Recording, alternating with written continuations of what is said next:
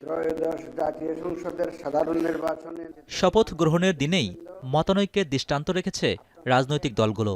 নির্বাচনের নিরঙ্কুশ সংখ্যাগরিষ্ঠতা পেয়ে সরকার গঠন করা বিএনপি কেবল সংসদ সদস্য হিসেবেই শপথ নিয়েছেন। তারা যুক্তি দেখিয়েছেন, সংবিধান সংস্কার পরিষদের শপথ পড়ানোর আইনি ভিত্তি নেই। আমরা কেউ সংবিধান সংস্কার পরিষদের সদস্য হিসেবে নির্বাচিত হইনি।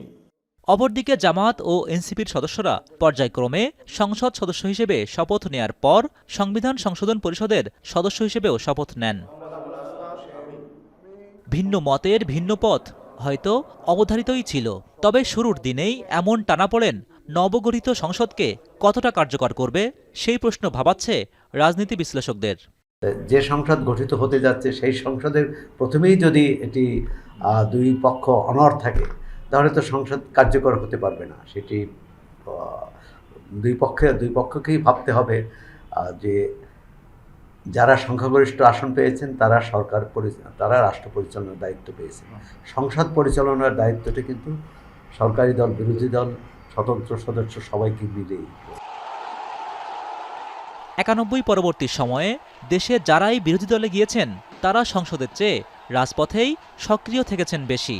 এবারও তেমন হলে সরকারি দলকে সংসদের ভেতর বাহির দুদিকেই চ্যালেঞ্জ মোকাবেলা করতে হবে বলে মনে করেন রাজনৈতিক বিশ্লেষকরা।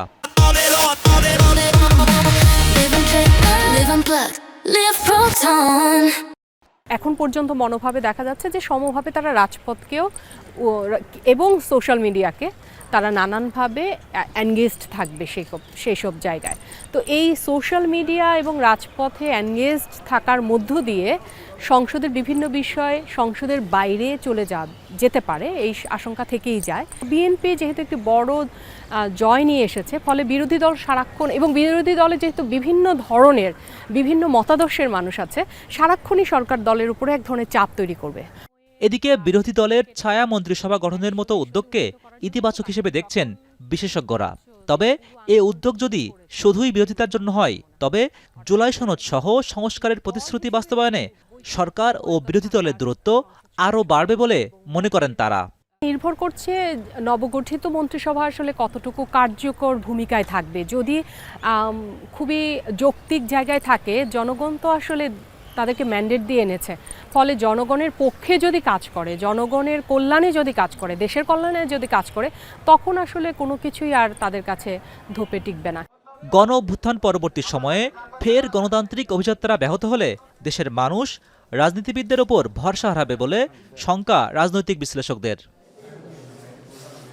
হোসেন জাহিদ, এখন, ঢাকা।